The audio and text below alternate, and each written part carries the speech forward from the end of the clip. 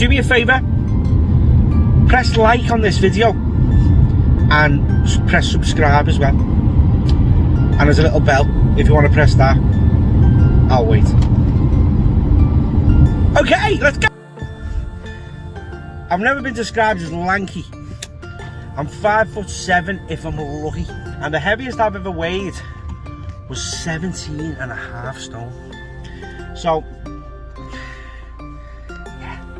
So on the day of the show I went down to about 10 stone 8, but for about 6 weeks before that I hovered around 11 stone 1. So that's when all the fluid went.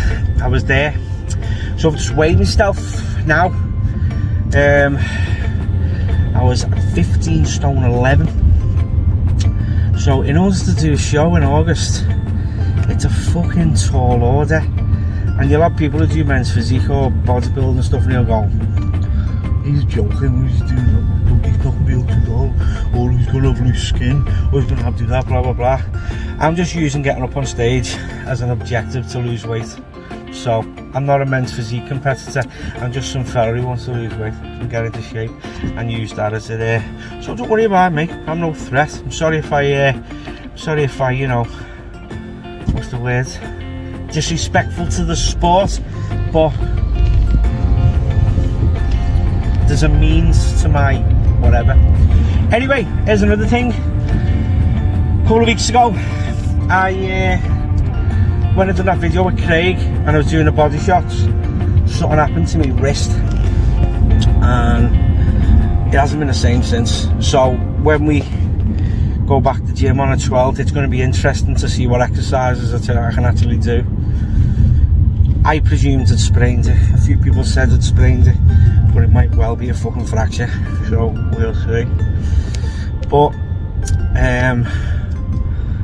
yeah, someone's offered me free food to support me little journey. Prep for Success. I'll put a link in the bio. And so yeah, so I'm gonna have to figure out what my macros are, give them the information, and then I'll get 3 meals off them a day, incorporate it with what I'm eating. But you're talking a lot of weight to lose. Who's asked? What do we goose? What do we say? Oh, I'll be able to do that, and then just don't bother and just reach for a fucking Solero. What do we think? No, crack on. See how you get on. Shoot for the moon, John. And if you miss, you may just land amongst the stars. That's not a bad place to be. So we're going to get a mould done, aren't we, girls? We're going to get a hand mould done, and it will be fun. And it gets cast into bronze, apparently.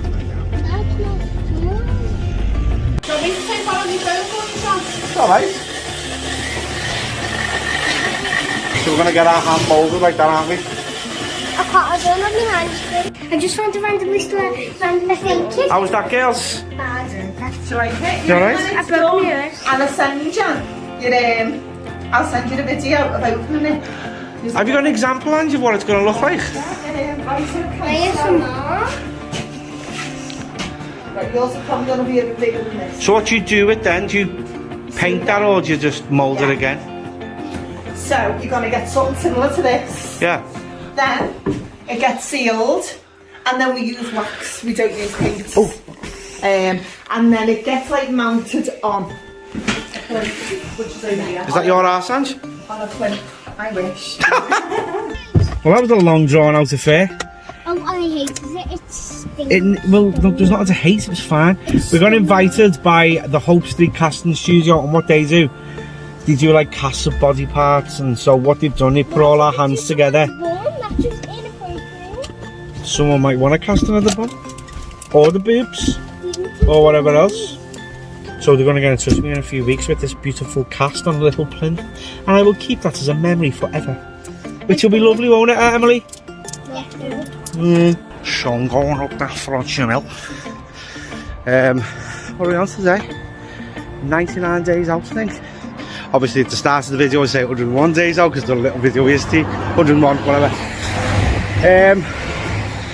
yeah, going up the hill, it's a little challenge, but you know, what can you do? So, someone asked me a question on the video, the second video I did, 101 days out. Give us an example of how therapy works, can apply it to your life and how it can benefit you. Now this is, well, it is about me, but advice from a therapist advised me, hey, help me in another way.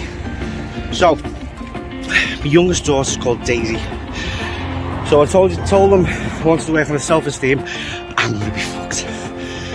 And she goes, what's your relationship like with your kids? And I said, yeah, right, yeah.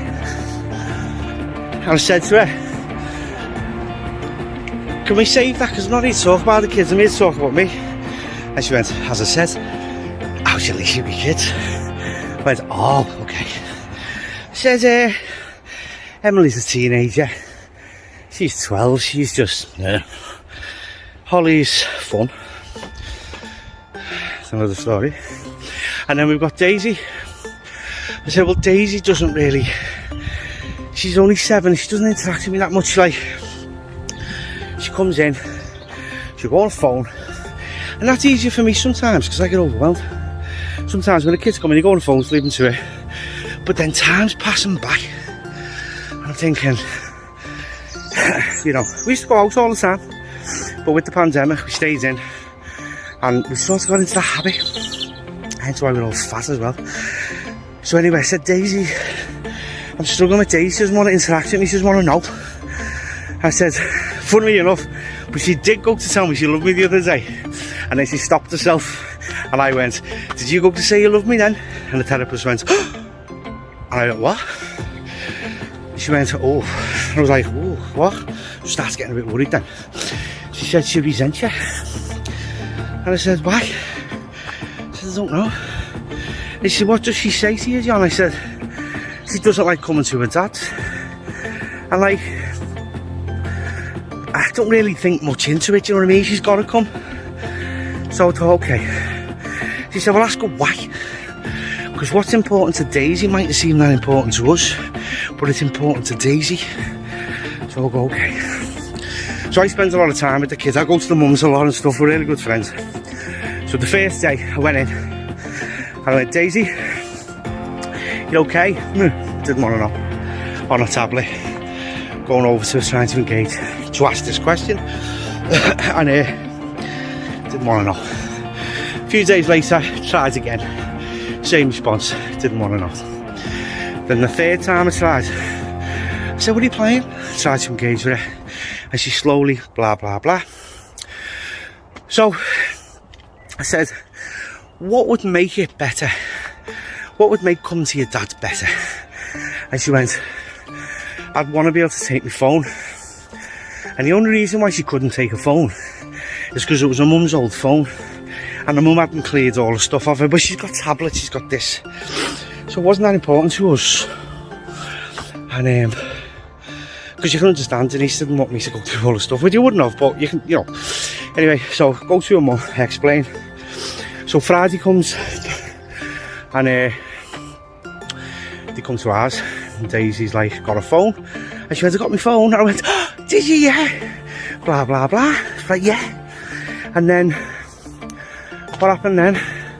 I said, do you want to maybe come to your dad's, just me and you, spend a bit? And she was like, no. So later that night, Daisy made cakes with me, and we made cakes, and we engaged a lot more. And then by the end of the night, she said to me, so Dad, when can I come and stay in yours with just me and you? I was like, and she kept telling me she loved me as well. And also, whenever I went to her mum, she'd run up to me, she'd throw her arms around me, or if I'd leave, she'd go, Daddy, don't leave. Or she'd say, like if I did leave and she was upstairs or whatever, she'd go, where's Daddy? Tell him to come back.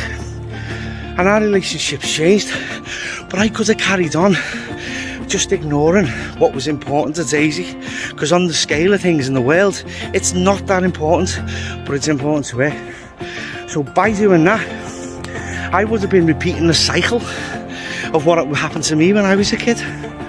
So I broke the cycle, or breaking the cycle. So if I might have been ignored, you know, for the little things that I wanted or little things that mattered to me, I would have carried that. I did carry that on in life, and hopefully Daisy doesn't have to do that now. Because what's important to Daisy is important to me. Now I know that. So it could be something stupid like fidget spinner or these fidget toys. Oh, stupid, they're only a fucking pound, a load of fucking shite. But to her, it's a different fucking story. So there's an example of how therapy can benefit you. Here's another example. So again, I'm dead transparent. There's nothing wrong with me. So for what I'm about to say, don't think, oh, because it's going on in the majority of us. I'm just more self-aware. I'm training in it, and I learned about it, and I learned about me. So, you know, during lockdown, I won an international award for a sketch that I did. Box Stanley. It made me sad. It made me sad. I went home feeling sad. I got a phone call off a producer and said, you're a raw talent, you're this, you're that, what do you want to do? Because you've got it. And I was like, here's me going to castings for years, auditions, trying to fucking win this thing, and here's this Irish people. I go, this woman goes, you're a raw talent, what is it you'd like to do? I said, I want my own series. Okay, what do you want to do in your series? But I told you, let's try and make it happen. And this isn't just some divvy who calls himself a producer. Real deal. Do you know what I done after the phone call? I went, everywhere was shut at the time, and I went to the nearest garage and bought as much food as I could, sat there and ate it. Do you know why? Because that was self-harm. That was to remind myself, things like that don't happen to you, John. Remind yourself you're not worthy, lad. Go and self-harm and eat. So, what's my point? Throughout my life I've achieved quite a load of things. I used to be a marathon runner. You know, in one marathon, it's, you know, that's just a triumph. I've run 5, but I've done lots of others. Done white collar boxing fights. I've done loads, but I've never been able to celebrate, ever.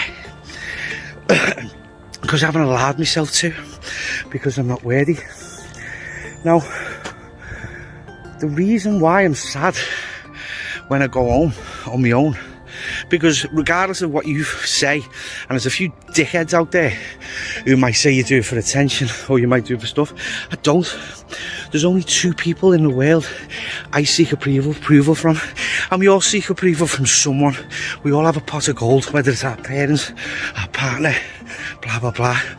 But the 2 people I seek approval from are dead. So no matter how many times I do this thing where I achieve something, I'm going to feel sad. Well, not now. I'm going to feel sad because I'm going to do the same thing and expect a different outcome. So that's why the people I wanted to prove from, there's only 2. Like all you people out there, I appreciate you watching my videos, I appreciate you liking, I appreciate your support, but I don't need your approval. My mum and dad, who I wanted the approval from, like Daisy, probably would have wanted the approval from me, but she doesn't have to live that life now. So yeah, so that's why I was sad, but now I've let go of that, so I can celebrate, because I'm worthy. You know what I mean? It's sad, innit? It's sad that I thought that way. Isn't it sad? But how many people, other people do? How many people, and people won't admit it. You can call me a fanny, you can call me a woman, you can call me what you want for being fucking in touch with myself, but I tell you what, mate, that makes me fucking brave.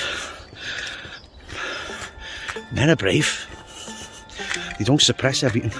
They don't pretend everything's okay and crack on.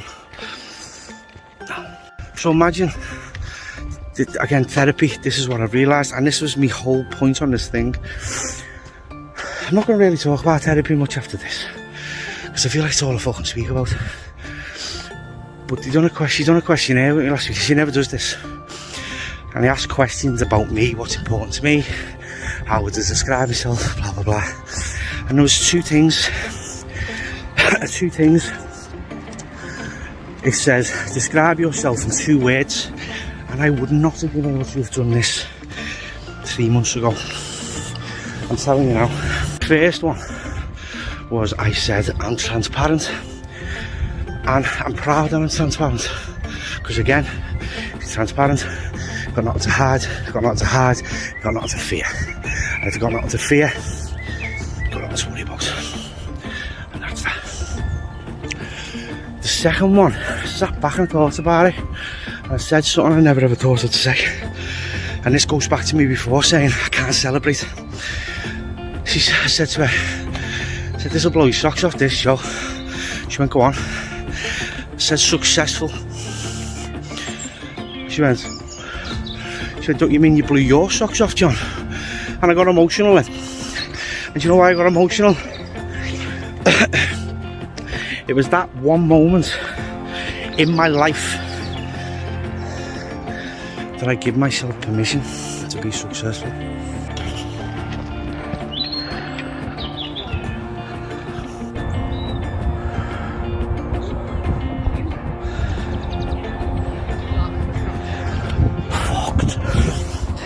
So I put my phone down because there was a man behind me, and I went, yeah mate, you walk forward, I'm just doing I'm videoing. And he went, why, are you a podcaster? And I went, yeah. And then he walked away and he went, what podcast is it? And I went, how are we family? And he went,